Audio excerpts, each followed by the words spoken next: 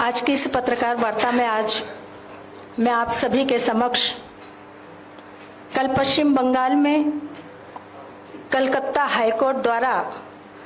दिए गए एक ऐतिहासिक निर्णय का स्वागत करने के लिए उपस्थित हुई हूं। कलकत्ता हाईकोर्ट का वह निर्णय विशुद्ध रूप से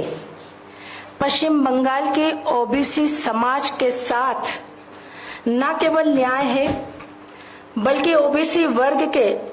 अधिकारों के संरक्षण का एक बहुत बड़ा विश्वास भी है। आप सभी को मैं यह भी बताना चाहूंगी कि कलकत्ता हाईकोर्ट ने कल एक निर्णय दिया जिस निर्णय के तहत 2010 के बाद जारी हुए सभी ओबीसी सर्टिफिकेट को निरस्त किया जा रहा है। ये सर्टिफिकेट ममता बनर्जी सरकार ने गैर कानूनी रूप से बनाए, असंवैधानिक तरीके से बनाए और पिछड़ा वर्ग आयोग की सलाह माने बगैर बनाए। आप सबको मैं यह भी बताना चाहूंगी कि पश्चिम बंगाल में पिछड़े वर्गों को दिया जाने वाला आरक्षण 2010 के पूर्व मात्र 7% था। 2010 में जब कम्युनिस्टों की सरकार वहां थी तब कम्युनिस्टों की सरकार ने इस आरक्षण को 17% किया। लेकिन आश्चर्य देखिए, मुस्लिम तुष्टीकरण की राजनीति का एक भयानक उदाहरण कि 7% आरक्षण पहले से ओबीसी का था, 17% आरक्षण अगर किया तो उसमें भी 10% आरक्षण मुसलमानों को दिया। और 2011 में जब ममता बनर्जी की सरकार बनी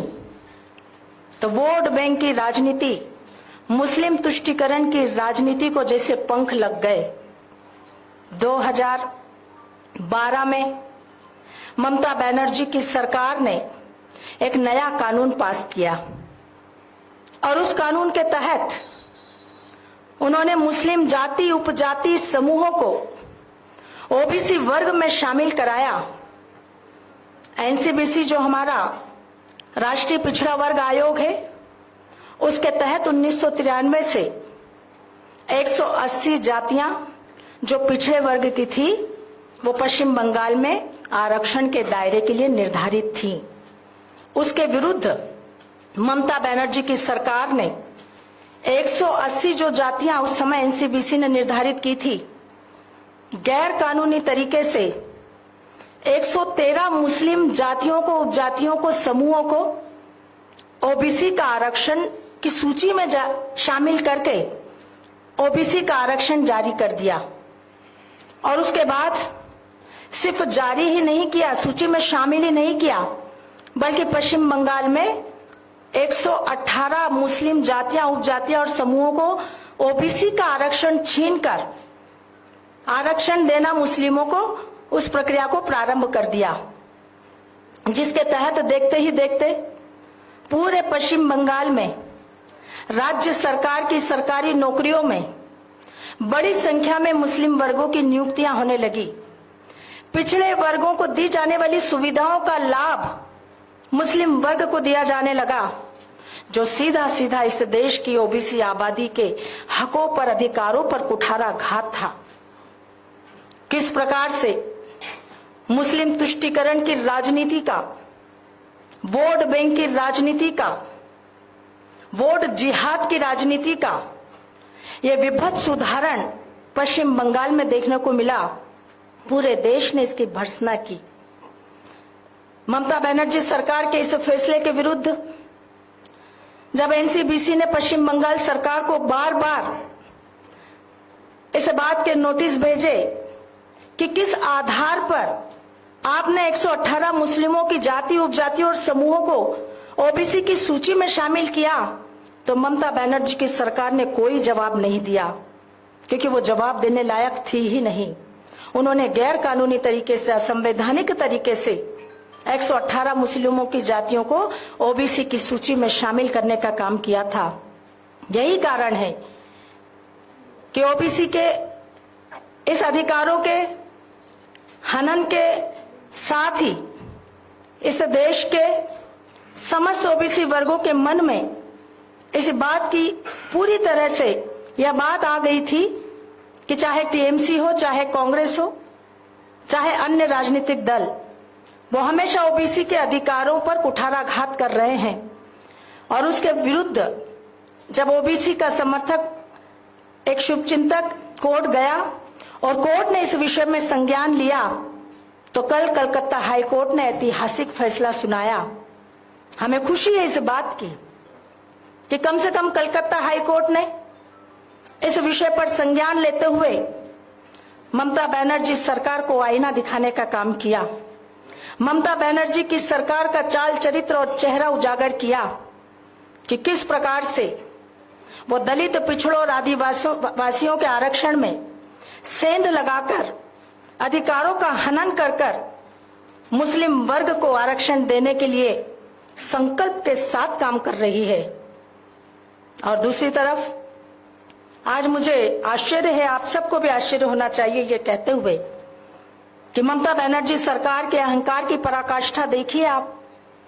कि कोर्ट के आदेश को मानने से इनकार कर दिया। कोर्ट के आदेश की अवमानना करने से पश्चिम बंगाल की मुख्यमंत्री मना करती है कि मैं ऐसे किसी भी आदेश को नहीं मानूंगी। आज हम पूछना चाहते हैं ममता बनर्जी से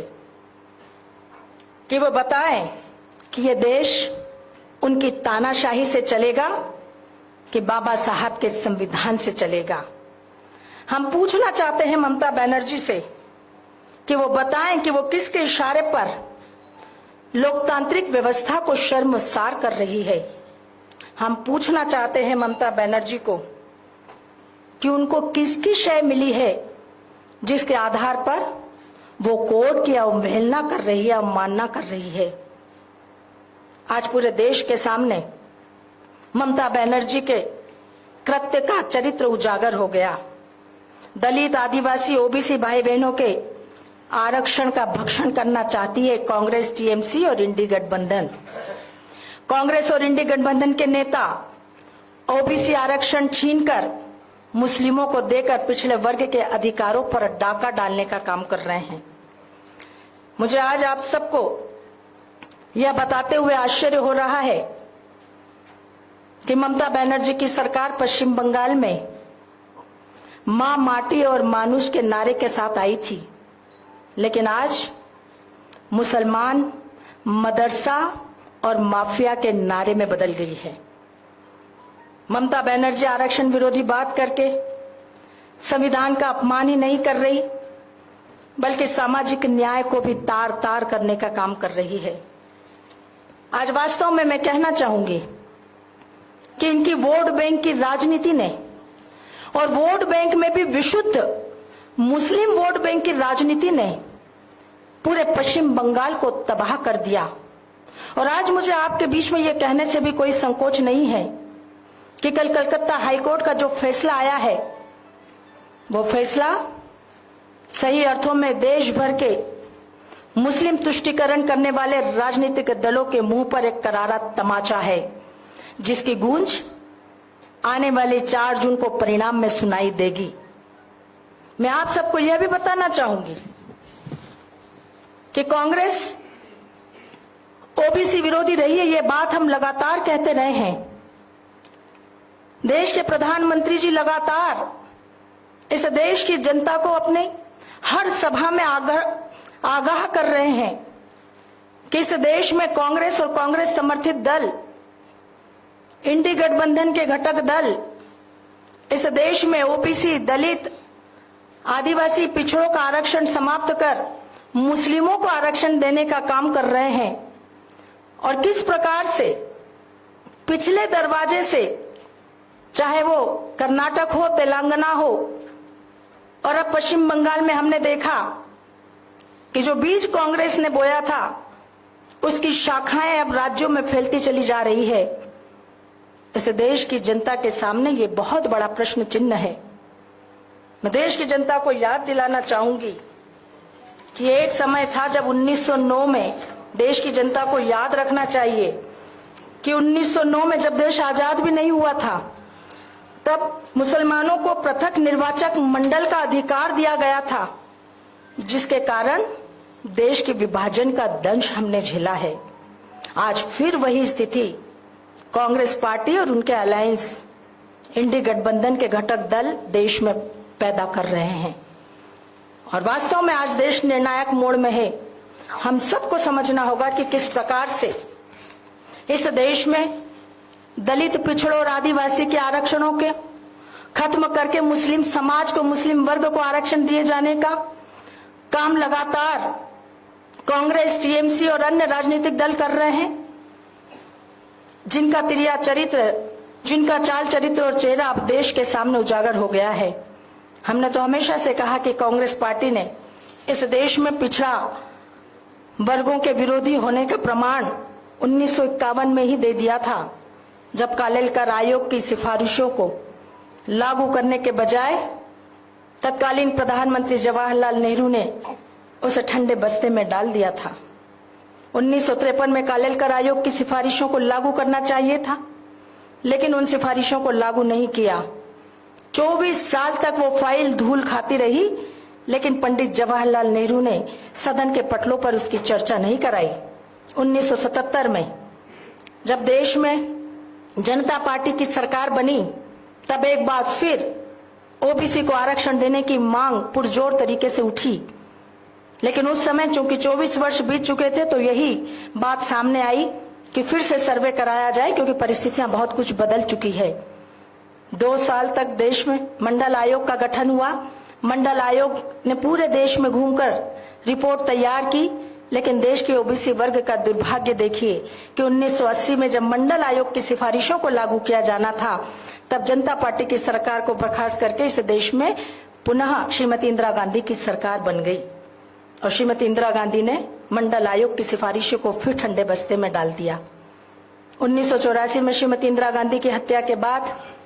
श्री राजीव गांधी प्रधानमंत्री बने, लेकिन 5 साल तक उन्होंने भी मंडल आयोग की सिफारिशों को लागू नहीं होने दिया।